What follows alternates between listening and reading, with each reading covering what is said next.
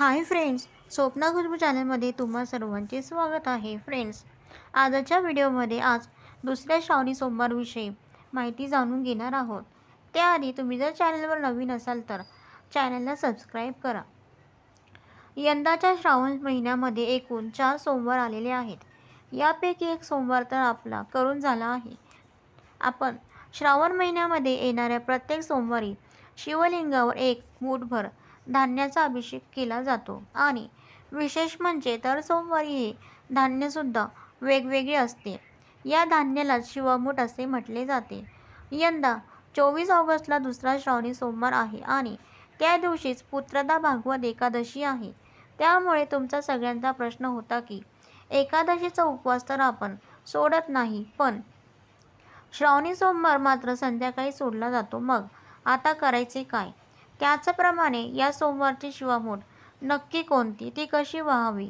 पहिला सोमवार जर करायचा राहिला असेल किंवा पहिला सोमवार तर केला पण संकल्प करायचा राहून गेला, त्याचबरोबर अविवाहितांनी शिवमुठीचा कोणता मंत्र म्हणावा, या संदर्भातील संपूर्ण माहिती आपण जाणून घेणार आहोत.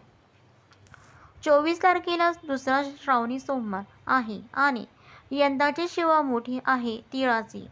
शिवमूठ वाहून श्रावणी सोमवारची पूजा 24 तारखेला केली जाईल. पण त्याचबरोबर 24 तारखेला पुत्रदा भागवत एकादशी सुद्धा आहे. मग उपवास कसा करावा, कधी सोडावा, ते आपण पुढे जाणून घेणारच आहोत. पण त्या अगोदर आपण दुसऱ्या श्रावण सोमवारी पूजा कशी करावी या संदर्भातील माहिती जाणून घेऊया.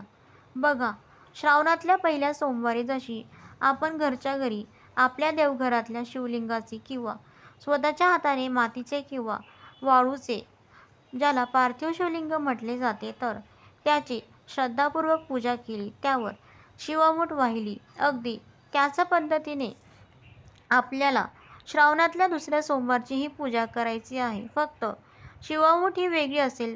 पहिल्या श्रावणी सोमवार प्रमाणेच याही सोमवारी सकाळी सूर्योदयापासूनच व्रताला सुरुवात करावी. दिवसभर उपवास करावा. साबुदाण्याचे पदार्थ खाऊ शकतात, बटाट्याचे पदार्थ खाऊ शकतात, मीठ घालून तयार केलेले उपवासाचे पदार्थ खाल्ले तरीही चालेल.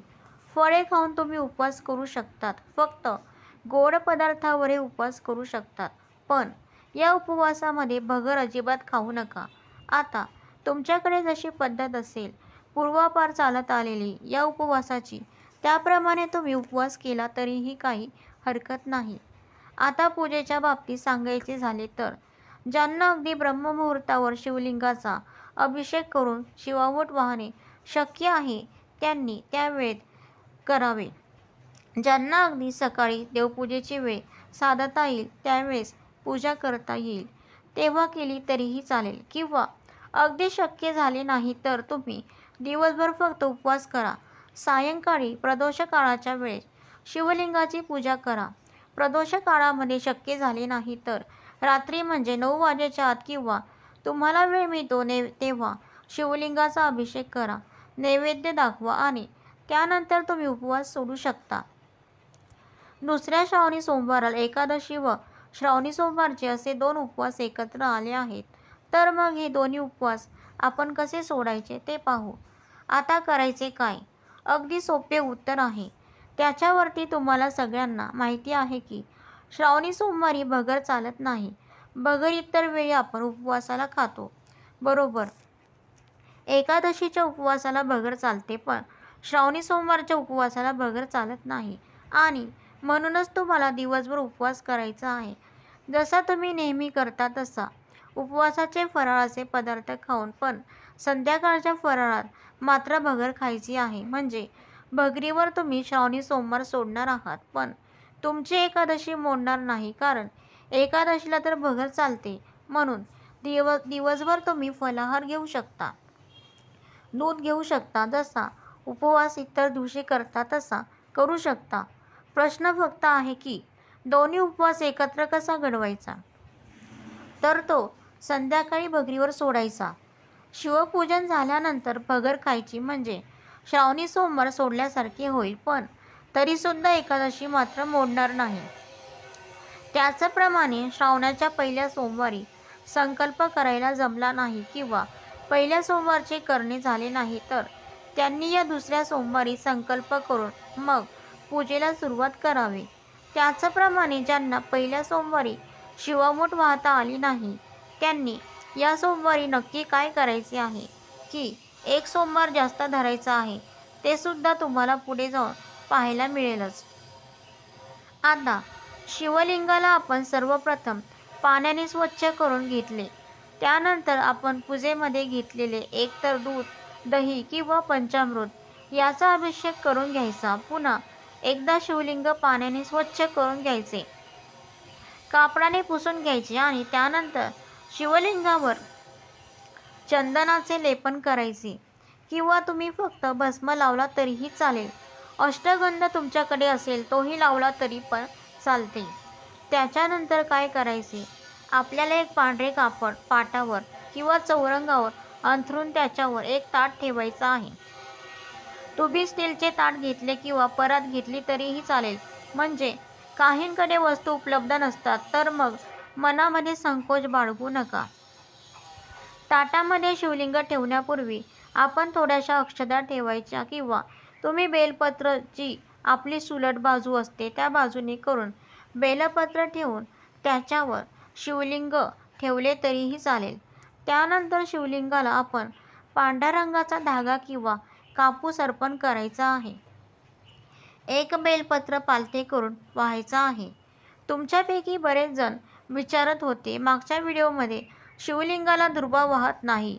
तुम्हाला कोणी सांगितले की शिवलिंगाला दुर्वा वाहत नाही? शिवलिंगामध्ये फक्त भगवान शिव नाहीये तर त्यांचा संपूर्ण परिवार बसलेला आहे. तर त्यांच्यामध्ये श्री गणेश भगवान तर येतात. तर गणेश भगवानांना दुर्वा चालतात तसेच शिवलिंगालाही दुर्वा चालतात. महादेवांना सुद्धा दुर्वा प्रिय आहेत. कारण आपण पत्री पूजा करतो बघा हरितालिकेच्या वेळेस तर तेव्हा महादेवाची पूजा करताना ज्या पत्री वाहिल्या जातात त्यामध्ये दुर्वांचाही समावेश होतो. त्याचप्रमाणे पांढऱ्या रंगाची फुले किंवा गोकर्णाची निळी फुले नाहीतर मग सध्या कोणतीही फुले तुम्ही शिवलिंगाला वाहू शकतात. मिळाल्यास धोत्र्याचे फळे, फुले, बेलाचे फळ हे तुम्ही भगवान शिवशंकराचे नाम जप करत शिवलिंगावर वाहिली जातात. मुख्याने पूजा करू नये.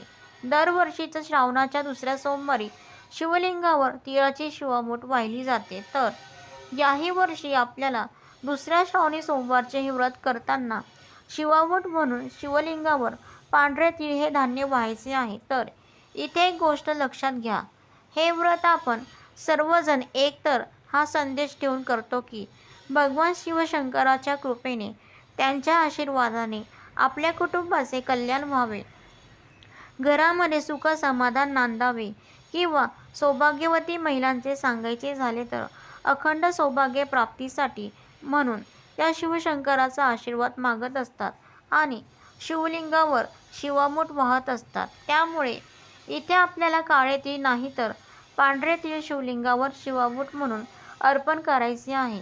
इथे जर आपण पितृकार्यासाठी ही पूजा केली असती तर नक्कीच आपल्या सर्वांना शिवलिंगावर काळे तीळ सुद्धा वाहता आले असते. तर एवढा एक फरक लक्षात घ्या आणि त्याप्रमाणे शिवलिंगावर पांढरे तीळ शिवामूठ म्हणून वाहा. आपल्या उजव्या तळ हातावर एक मूठभर एवढे पांढरे तीळ ठेवून त्यावर थोडेसे पाणी शिंपडून ती उभी मूठ बंद करून शिवलिंगावर धरायची आहे आणि ते तीळ शिवलिंगावर हळूहळू मुठीतून सोडताना म्हणावे, शिवा शिवा महादेवा, माझी शिवामूठ ईश्वरा देवा, सासू सासऱ्यांची, दिरा जावांची, नंदांची, भरतरांची नावडती आहे ती आवडती कर रे देवा आणि सगळे तीळ वाहून द्यावे. आणि सौभाग्यवती महिलांच्या व्यतिरिक्त तुम्ही जर विवाहित पुरुष असाल किंवा अविवाहित मुलं मुली ज्यांना आपण कुमारिका म्हणतो ते तुम्ही असाल किंवा मग तुमचे लग्न झालेले असेल पण तुमचे पती आता हयात नाहीत म्हणजेच काय तुम्ही ब्रह्मचारिणी आहात तर अशा सर्वांना हा मंत्र म्हणता येणार नाही. तर मग तुम्ही काय म्हणायचे, शिवा शिवा महादेवा, माझे शिवामूठ ईश्वरा देवा, मनातल्या सगळ्या इच्छा पूर्ण कर रे देवा. अशा पद्धतीने तुम्हाला हा मंत्र म्हणता येईल. तुमच्यापैकी जे कोणी श्रावणाचा पहिला सोमवार करू शकले नाहीत म्हणजे तुमच्याकडून पूजा झाली नाही किंवा मग तुम्ही शिवामूठ वाहू शकला नाही तर मग काय करायचे? दुसऱ्या श्रावणी सोमवारी शिवलिंगाची पूजा करताना सर्वप्रथम शिवलिंगावर तांदूळ हे धान्य शिवामूठ म्हणून व्हायचे, कारण पहिली शिवामूठ ही तांदळाची असते म्हणून. त्यानंतर पांढरे तीळ हे धान्य शिवामूठ म्हणून व्हायचे आणि एकदमच तुम्ही शिवामुठीचा मंत्रही म्हणू शकतात सांगितल्याप्रमाणे. आणि त्यानंतर तुम्हाला जास्तीचा सोमवार करण्याची गरजच पडणार नाही, कारण जेव्हा आपल्याकडून असे काही होते की आपल्याकडून पहिला सोमवार राहून जातो तर आपण दुसऱ्या सोमवारी त्या 2 शिवामुठी वाहून द्यायच्या असतात. फक्त जेव्हा आपल्याकडून शेवटच्या सोमवारी असे काही झाले की आपल्याला काही कारणामुळे पूजा करता आली नाही किंवा शिवामूठ वाहता आली नाही तर मग त्यावेळेस आपण जास्तीचा सोमवार हा करू शकतो. एकदा ही शिवामूठ वाहून झाली की शिवलिंगाला आपण धूपदीपांनी ओवाळून घ्यायचे आहे. एका हाताने घंटी वाजवायची म्हणजे डाव्या हाताने घंटी वाजवायची आणि उजव्या हातामध्ये दीप अर्थात दिवा पकडायचा आणि त्याने ओवाळून घ्यायचे.